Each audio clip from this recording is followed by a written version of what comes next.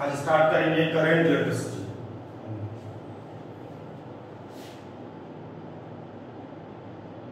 तो सबसे पहले आता है करंट इलेक्ट्रिसिटी में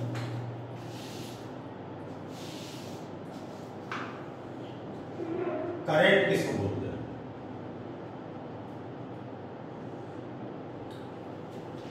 तो करंट हो गया the rate of flow of charge, और चार्ज मतलब क्या? चार्ज मतलब इलेक्ट्रॉन, इलेक्ट्रॉन हो गया चार्ज, है ना? मतलब एक सेकेंड में, रेट मतलब क्या होता है? टाइम। एक सेकेंड में कितना इलेक्ट्रॉन का फ्लो हो रहा है, यानी कितना चार्ज का फ्लो हो रहा है, उसी को क्या बोलते हैं? करंट बोलते हैं, है ना? जैसे वेलोसिटी पढ़े होंगे तुम 11th में। वेलोसिटी किसको बोलते हैं? तो बोलते हैं ना the rate of change of linear displacement. एक सेकेंड में हम लोग जितना चलते हैं उसको क्या बोलते हैं? लीनियर वेलोसिटी, है ना? तो ऐसे यहां पर भी सेम है। एक सेकेंड में जो इलेक्ट्रॉन का फ्लो होता है, चार्ज मतलब इलेक्ट्रॉन, एक सेकेंड में जो इलेक्ट्रॉन चलेगा ना उसको काउंट करना है, उसको मतलब गिनना है एक तरह से। तो वो जो काउंटिंग है उसी काउंटिंग को बोलते हैं करंट। इसका मतलब ये पक्का हो गया कि करंट कोई समान नहीं हो सकता। ये करंट किसको बोलेंगे? गिनती को बोलते हैं। करंट कोई समान नहीं हो सकता। जैसे इलेक्ट्रॉन पार्टिकल है, लेकिन करंट कोई पार्टिकल नहीं हो सकता क्योंकि वो तो गिनती है। तो कहता है कि एक सेकेंड में जो इलेक्ट्रॉन का फ्लो हो रहा है, जो चार्ज का फ्लो हो रहा है, उसको बोलेंगे हम लोग करंट। यानी अगर ये फॉर एग्जांपल ये अगर कोई वायर है, ये अगर कोई भी बिजली का तार है और इसमें कई सारा इलेक्ट्रॉन रहता है। देखो इलेक्ट्रॉन तुम जनरेट नहीं करते हो, इलेक्ट्रॉन सब में पहले से रहता है, चाहे कंडक्टर हो, इंसुलेटर हो या सेमीकंडक्टर हो, सब में रहता है। हाँ, कंडक्टर में क्या होता है? इलेक्ट्रॉन इजीली फ्लो करता है। क्यों इजीली फ्लो करता है? क्योंकि उसका जो एनर्जी गैप होता है वैलेंस बैंड और कंडक्शन बैंड के बीच का, वो बहुत छोटा होता है, एकदम ओवरलैप करता हुआ, तो आसानी से इलेक्ट्रॉन चला सकता है। जैसे अगर मान लो बीच अगर तुमको जंप करना है, एकदम छोटा सा नाला है तो आसानी से चले जाओगे, तुमको पता भी नहीं चलेगा। और वही अगर बीच का नाला बड़ा हो जाएगा, है ना, तो तुमको क्या होगा? थोड़ा सा मेहनत करना होगा तब तुम जा सकते हो। लेकिन अगर बहुत बड़ा होगा तो तुम जंप करोगे ही नहीं। तुमको पता है कि हम इस पार से उस पार नहीं जा सकते हैं, तो तुम जंप करोगे नहीं। तो सेम ऐसे इलेक्ट्रॉन के साथ भी होता है। अगर गैप अगर कम है वैलेंस बैंड और कंडक्शन बैंड के बीच का, है ना, ये वैलेंस बैंड और कंडक्शन बैंड हम लोग पढ़ेंगे सेमी कंडक्टर में। पढ़ना है, 12th में ही पढ़ना है ना? तो क्या है? आसानी से जंप कर जाता है। इसलिए हम लोग बोलते हैं कि कंडक्टर जो होता है उसमें इजीली फ्लो करता है इलेक्ट्रॉन, है ना? यही अगर सेमी कंडक्टर होता है तो क्या होता है? वैलेंस बैंड और कंडक्शन बैंड के बीच का गैप क्या होता है? ज्यादा होता है, तो जंप करना मुश्किल हो जाता है ना? और यही अगर इंसुलेटर रहेगा तो और ज्यादा गैप हो जाएगा, तो जंप कर ही नहीं पाएगा, है ना? तो हम लोग करंट इलेक्ट्रिसिटी चैप्टर में हम लोग जो बात करेंगे वो कंडक्टर का बात करेंगे। कंडक्टर मतलब कॉपर, एल्युमिनियम, है ना, ये सारे का बात करेंगे। तो ये इलेक्ट्रॉन है। अब अगर ये चलना स्टार्ट कर देगा, तुम एनर्जी दियो, ये आगे बढ़ रहा है, तो तुमको क्या काम करना है? यहां पे खड़े होकर के गिनती करना है। ये जो काउंटिंग करेगा, इसी काउंटिंग को क्या बोलेंगे? करंट बोलेंगे। ये जो काउंट करेगा तुम, इसी काउंटिंग को बोलते हैं करंट। यानी इलेक्ट्रॉन चल रहा है और हम खड़े होकर गिन रहे हैं, तो करंट जो हो गया, जैसे फॉर एग्जांपल अगर यहां पर से हम खड़े होकर गिन रहे हैं, 10 इलेक्ट्रॉन जो है मेरे सामने से गुजर रहा है हर एक सेकेंड में, तो कैसे लिखेगा? 10 इलेक्ट्रॉन पर सेकेंड, यानी इसका मतलब एक सेकेंड में 10 इलेक्ट्रॉन क्रॉस करता है। तो करंट कितना हो जाएगा? 10 इंटू 1.6 इंटू 10⁻⁻19 कूलम, और ये नीचे सेकेंड है। इलेक्ट्रॉन का चार्ज पता ही है। और इस कूलम पर सेकेंड को क्या बोलते हैं हम लोग? एम्पियर बोलते हैं। तो 10 इंटू 1.6 इंटू 10⁻⁻19 एम्पियर हो जाएगा। तुमको तो पता ही करंट का ऐसा यूनिट एम्पियर होता है। तो ये काउंटिंग हो गई, सिंपली काउंटिंग। तो जैसे वेलोसिटी का होता है फॉर्मूला क्या, total displacement by total time, ऐसे करंट का भी होगा सेम उसी तरह। वेलोसिटी में क्या होता है, 1 सेकंड में जितना चलते हैं, और यहाँ पे क्या है 1 सेकंड में जितना इलेक्ट्रॉन चलता है जो काउंटिंग कर रहे हैं। तो करंट का क्या होगा definition, the rate of flow of charge, और इसका फॉर्मूला क्या हो जाएगा, एवरेज करंट बोलते हैं, है ना। एवरेज करंट क्या होगा, total charge divided by total time, total charge by total time. जैसे अगर मान लो कोई भी वायर है ना, इसमें कितने टोटल चार्ज का फ्लो हो रहा है, तो मान लो अभी स्टार्ट किए, टाइम स्टार्ट हुआ है, थोड़ी देर देखिए अभी शुरुआत में कितना चार्ज था, 0 कूलम। 5 सेकंड के बाद कितना चार्ज हो गया इसके पास, 20 कूलम। एक चीज पक्का है, चार्ज तुम पढ़े हो, चार्ज किसी के पास भी तब आता है जब इलेक्ट्रॉन या तो निकलेगा और नहीं तो आएगा। इलेक्ट्रॉन अगर निकलता है तो चार्ज कैसा होता है, पॉजिटिव, और इलेक्ट्रॉन अगर एंटर करता है तो चार्ज कैसा होता है, मतलब इलेक्ट्रॉन निकलेगा या आएगा, इसका इलेक्ट्रॉन चलेगा तब ना निकलेगा या आएगा। तो मान लो शुरुआत में चार्ज कितना था, कुछ नहीं था, कोई भी सामान है, और उसके बाद में कितना चार्ज आ गया उस सामान के पास, 20 कूलम। इसका मतलब जरूर उसमें इलेक्ट्रॉन जो होगा घुस रहा है, क्योंकि चार्ज कैसा हो रहा है, निकल रहा है, इसका चार्ज कैसा हो रहा है, पॉजिटिव हो रहा है। तो करंट कितना होगा, तो क्या कहता है, total charge by total time. तो कितना हो गया, शुरू में कितना था 0, बाद में कितना हो गया 20, तो टोटल चार्ज कितना हो गया, इसके पास कितना आ गया टोटल चार्ज 20, कितने देर में आया, 5 सेकंड में आया, तो डिवाइड कर, तो कितना हो गया 4 कूलम पर सेकंड, इसको क्या बोलते हैं, एम्पियर। अब इसका फार्मूला क्या हो जाएगा, तो टोटल चार्ज यानी Q डिवाइडेड बाय T। तो एवरेज करंट का फार्मूला क्या हो गया, Q बाय T, या नहीं तो तुम चाहो तो delta Q by delta T भी लिख सकते हो। ये delta Q by delta T कैसे लिखते हैं, तो इसी में एग्जांपल दूसरा देखो। अगर मान लो कोई भी सामान है, जैसे यही वायर है, अभी शुरुआत में हम घड़ी देखे तो मेरे घड़ी में समय हो रहा है 10:45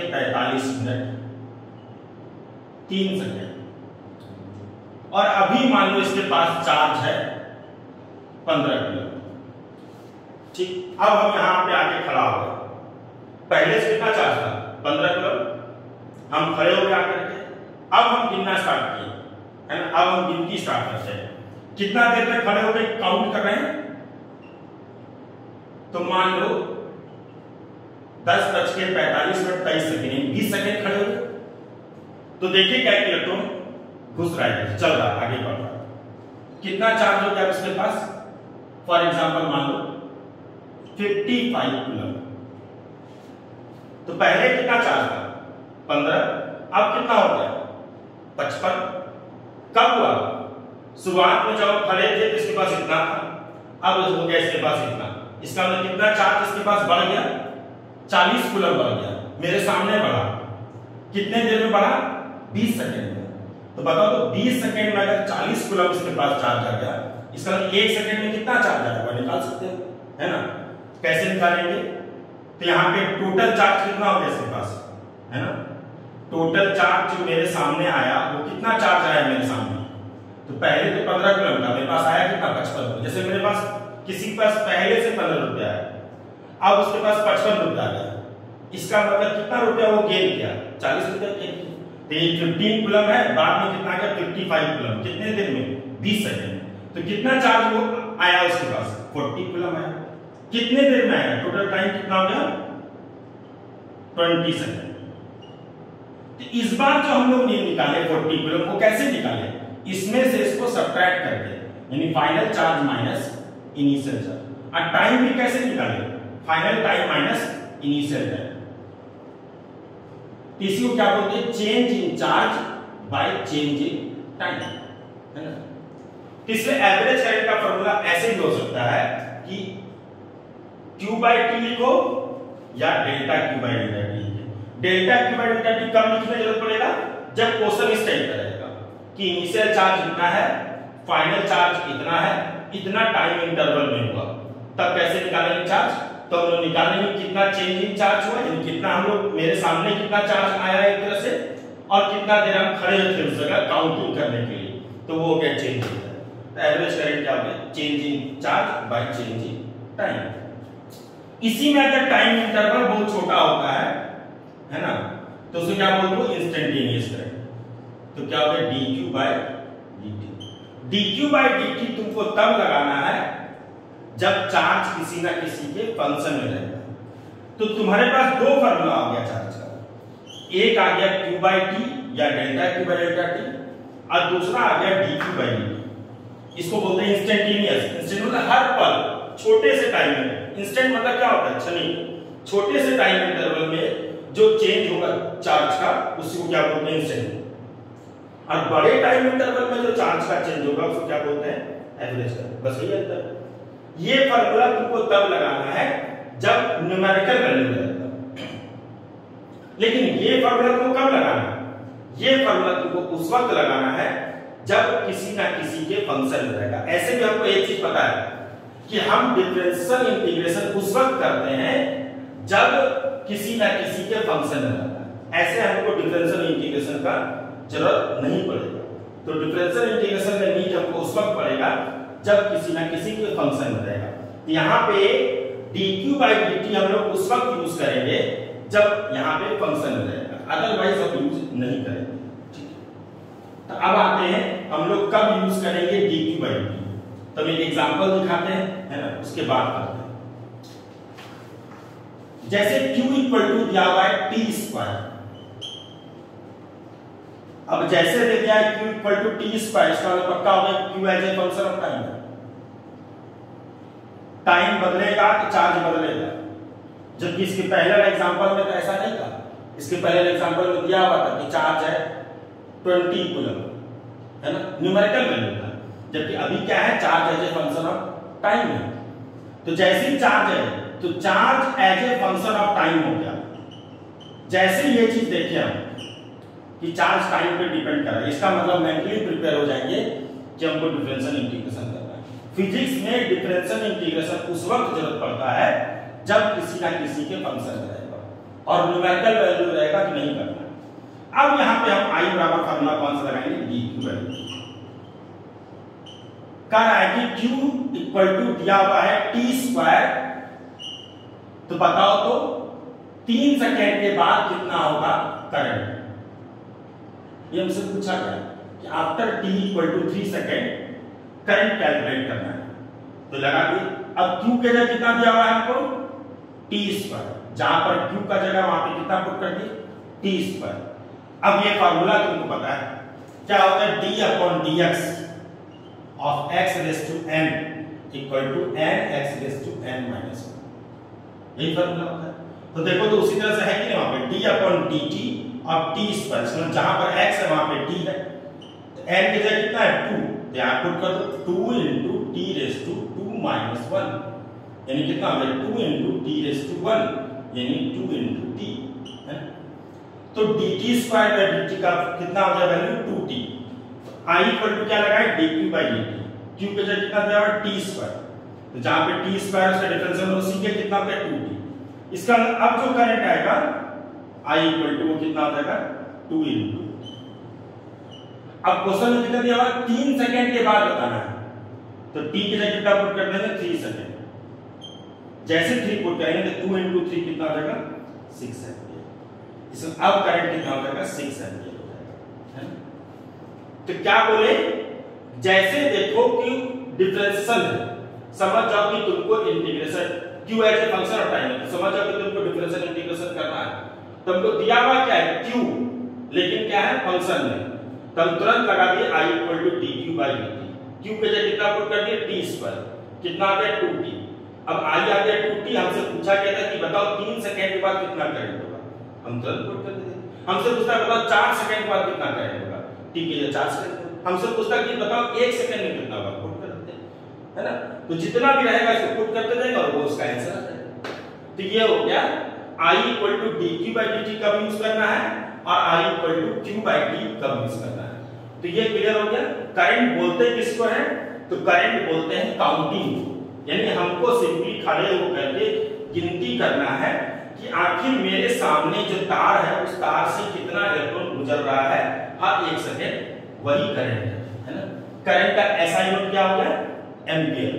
अब आता है करंट वेक्टर है कि स्केलर है? तो करंट जो होता है वो स्केलर होता है। क्यों होता है करंट स्केलर? इसका 2 रीजन है। पहला रीजन सिंपल है कि तुम बोल सकते हो कि ट्रायंगल लॉ जो होता है वो नहीं फॉलो करता है, ये नहीं फॉलो करता है, क्योंकि वेक्टर होने के लिए टर्म एंड कंडीशन है क्या कि जो वेक्टर का नियम कानून है वो फॉलो करना चाहिए। तो ये ट्रायंगल लॉ नहीं फॉलो करता है। लेकिन इसको फंडामेंटल वे में सोचते हैं। फंडामेंटल वे में क्या होता है कि जो भी फिजिकल क्वांटिटी स्केल में डिवाइड होता है, मतलब स्केलिंग प्रॉपर्टी को फॉलो करता है, वो वेक्टर होता है। जैसे फॉर एग्जांपल लीनियर डिस्प्लेसमेंट, कि ये है यहां से यहां एक लड़का ए से बी गया 20 मीटर, है ना। एक लड़का ए से बी कितना दूर गया? 20 मीटर। और हमको पता है कि ये 20 मीटर नहीं है, ये तो हम नक्शा बनाए हैं 20 मीटर का, है ना। और तो ये 2 सेंटीमीटर होगा, 20 सेंटीमीटर हो सकता है, लेकिन हम सोचे कितना लिखे? 20 मीटर। स्केलिंग किसको बोलते हैं? जैसे कोई भी नक्शा बनाते हो, बिहार का नक्शा, तो एक पेज बना देते हो, स्केल करते हैं नहीं। जैसे ए से बी 20 मीटर है, तो ओरिजिनल में ये हमको पता है कि 20 मीटर नहीं होगा, कुछ कम ही होगा, 20 सेंटीमीटर होगा। स्केलिंग किसको बोलते हैं? यानी अगर इसको आधा कर दे तो पक्का है कि उसी नक्शा में ये 10 मीटर हो जाएगा, उसी नक्शा में ये कितना हो जाएगा? 5 मीटर हो जाएगा। इसी को स्केलिंग बोलते हैं। तो इसलिए बोलते हैं कि डिस्प्लेसमेंट जो होता है वो वेक्टर होता है, क्योंकि स्केलिंग प्रॉपर्टी को फॉलो करता है। यही अगर डिस्टेंस हो जाएगा, एक लड़का ऐसे जा रहा है, ये टेढ़ा मेढ़ा है ना, कितना दूर गया? यहां से यहां मान लो 30-40 मीटर गया। क्या तुम पिछली बार की तरह इस बार कर सकते हो कि यहां से यहां 20 मीटर था तो इसका हाफ 10 मीटर होगा, उसका हाफ 5 मीटर होगा? क्या इस बार कर सकते हो कि ये 40 मीटर है तो इसका हाफ 20 मीटर होगा? नहीं, इस बार हम नहीं कर सकते। तो हम बोलते हैं कि डिस्टेंस जो है उसमें स्केलिंग प्रॉपर्टी नहीं फॉलो करता है। तो चूंकि इसको तुम स्केल में डिवाइड नहीं कर पाए, इसलिए क्या हो गया? स्केलर हो गया। और इसको तुम स्केल में डिवाइड कर पाए, इसलिए क्या हो गया? वेक्टर हो गया। तो बोलते हैं डिस्टेंस कैसा होता है? स्केलर होता है, जबकि डिस्प्लेसमेंट कैसा होता है? वेक्टर होता है। ये बेसिक रीजन है। सेम ऐसी करंट के लिए। चलो देखो यहां पे ये मान लो बैटरी है 12 वोल्ट का, ये 2 ओम है, करंट जा रहा है 6 एम्पीयर। करंट में तो एरो भी होता है, हम तो बोले एरो से वेक्टर नहीं पहचानते हैं। एरो को देखो यहां पे जान किसने दे दिया है ना। वेक्टर होने के लिए स्केलिंग प्रॉपर्टी को फॉलो करना जरूरी है। अब करंट कितना है? 6 एम्पीयर। अगर करंट वेक्टर होगा तो ये पक्का है कि ये स्केलिंग प्रॉपर्टी फॉलो करेगा। इसका मतलब अगर ये 6 एम्पीयर इस तार में फ्लो कर रहा है, यहां से आगे इस वायर में अगर 6 एम्पीयर फ्लो कर रहा है, इसका आधा में कितना करंट फ्लो करना चाहिए? 3 एम्पीयर। ऐसा नहीं होता, क्योंकि यहां पे भी 6 एम्पीयर होता है, यहां पे भी 6 एम्पीयर होता है। तो क्या ऐसा हुआ कि पूरे वायर में 6 एम्पीयर है तो इसका 50% वायर में 3 एम्पीयर जाएगा, उसके 50% में 1.5 जाएगा, जैसा यहां पे हो रहा था कि ये यहां से अगर लेंथ अगर 20 मीटर है तो इसका 50% 10 मीटर होगा, उसका 50% 5 मीटर होगा। क्या यहां पे कर सकते हो? तो यहां पे हम देख रहे हैं कि नहीं, अरे ये तो स्केलिंग प्रॉपर्टी को फॉलो नहीं कर रहा, स्केल में डिवाइड नहीं हो पा रहा। तो जैसे देखिए कि अगर स्केल में डिवाइड नहीं हो पा रहा है, इसका मतलब समझ लेंगे करंट जो होता है वो कैसा होता है? स्केलर होता है। तो करंट कैसा क्वांटिटी है? कि स्केलर है, क्योंकि ये स्केलिंग प्रॉपर्टी को नहीं फॉलो कर रहा है। दूसरा ट्रायंगल लॉ भी नहीं फॉलो करता है ना। इसका अपना नियम होता है ना। ये जो ऐसा बहुत सारा चीज होता है, ऐसा बहुत सारा फिजिकल क्वांटिटी क्या होता है, उसके पास डायरेक्शन तो होता है लेकिन वो फिर भी वेक्टर नहीं हो पाता। तो क्या होता है? उसका नियम कानून चेंज रहता है, यानी वेक्टर है नहीं, इसका पक्का है कि वेक्टर के नियम से तो चलेगा, लेकिन डायरेक्शन भी है उसके पास। जैसे करंट में बोलते हैं कि हायर पोटेंशियल से लोअर पोटेंशियल फ्लो करता है ना। तो करंट के पास डायरेक्शन है तो उसका नियम कानून क्या होता है? अलग होता है। वो किस नियम से चलता है? किरचॉफ्स के नियम से चलता है ना। ये चीज अब आओ डायरेक्शन ऑफ करंट। करंट का डायरेक्शन किधर होता है? किसको समझना है पहले, है ना। जैसे अगर तुम बोलते हो कि ये अगर कोई भी वाटर टैंक है, यहां पानी भरा हुआ, तुम अगर पाइप लगाओगे तो पानी क्या होगा, ऊपर से नीचे आएगा कि नहीं आएगा, अपने आप आएगा, अंडर ग्रेविटी। लेकिन नीचे से ऊपर ले जाने के लिए तुमको क्या करना होगा, कोई ना कोई मोटर लगाना होगा, कोई ना कोई पंप लगाना होगा। ये मोटर लगा दिए, पंप लगा दिए। तो अगर तुमसे पूछे कि बताओ वाटर का फ्लो किधर से किधर होता है, तो नॉर्मली आदमी बोलेगा कि वाटर का फ्लो हायर टू लोअर होता है। लेकिन एक चीज समझना होगा कि अच्छा ये ऊपर से नीचे तो होता है, इसको समझना अपने आप होता है, लेकिन नीचे से ऊपर कौन ले जाता है इसको, तो नीचे से ऊपर पानी ले जाएंगे तब ना ऊपर से नीचे आएगा।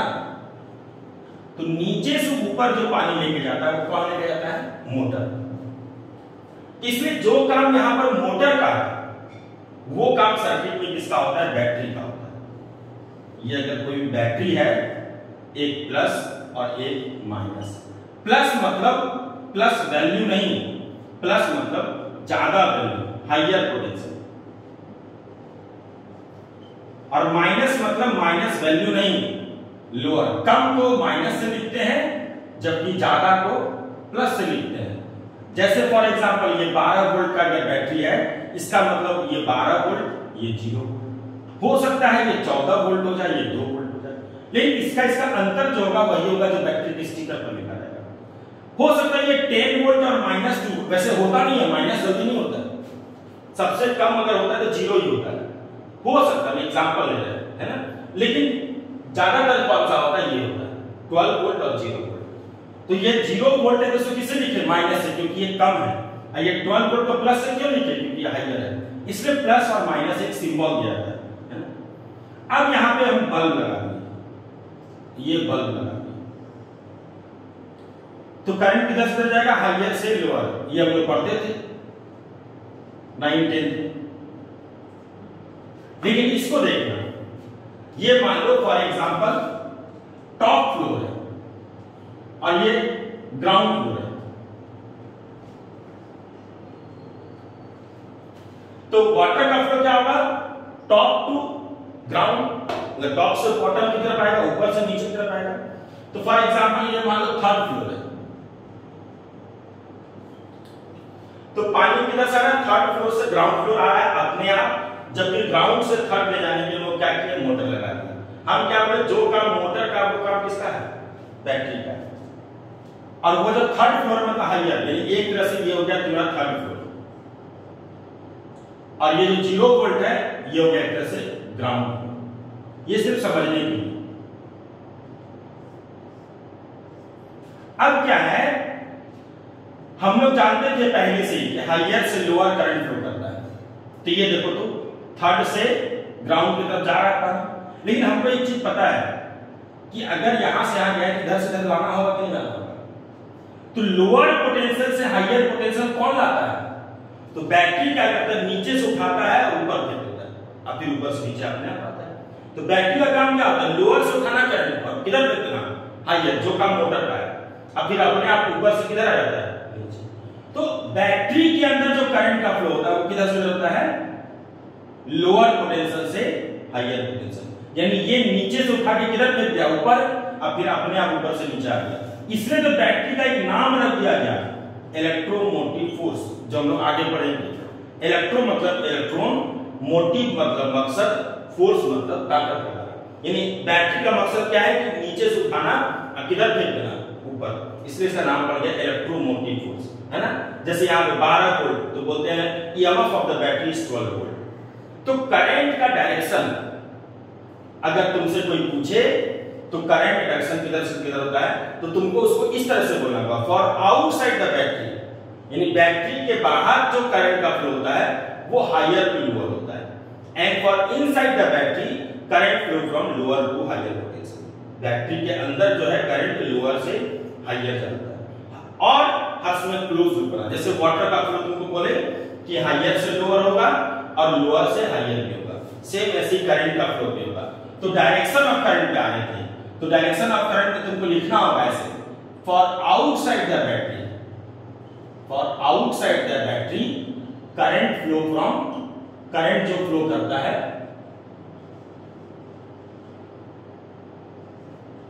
Higher potential to lower potential. देख लो हायर से लोअर जा रहा है, अब फिर उसको इधर से इधर लाना भी तो है। And for inside the battery, battery के अंदर current flow from lower potential to higher potential. Lower से किया जाता है हायर जाता है। यानी ये पूरा लिखना होगा, ऐसा नहीं कि तुम आधा लिख दिए करंट जो है वो हायर से लोअर खा लिया तो गलत हो जाएगा।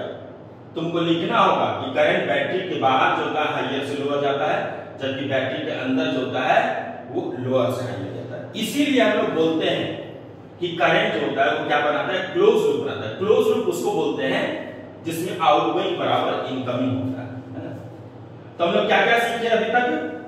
हम सबसे पहले सीखे कि करंट किसको बोलते हैं। तो करंट का परिभाषा हो गया the rate of flow of charge, है ना। यानी 1 सेकंड में जो चार्ज यानी इलेक्ट्रॉन का जो फ्लो होता है उसे क्या बोलते हैं, करंट बोलते हैं। करंट का एसआई यूनिट क्या हो गया, एम्पियर। वो तो फंडामेंटल एसआई यूनिट में है, 60 फंडामेंटल में करंट क्या है, तो करंट का एसआई यूनिट क्या हो गया, एम्पियर हो गया। करंट वेक्टर है कि स्केलर है, तो करंट स्केलर है क्योंकि करंट ट्रायंगल लॉ या स्केलिंग प्रॉपर्टी को नहीं फॉलो करता है। करंट का फार्मूला कौन कौन सा हो गया, एक तो करंट एवरेज करंट हो गया total charge divided by total time, यानी Q by T या delta Q by delta T बोल सकते हो। और वो कब लगाना है तुमको, वो तुमको उस वक्त लगाना है जब चार्ज का वैल्यू न्यूमेरिकल रहेगा।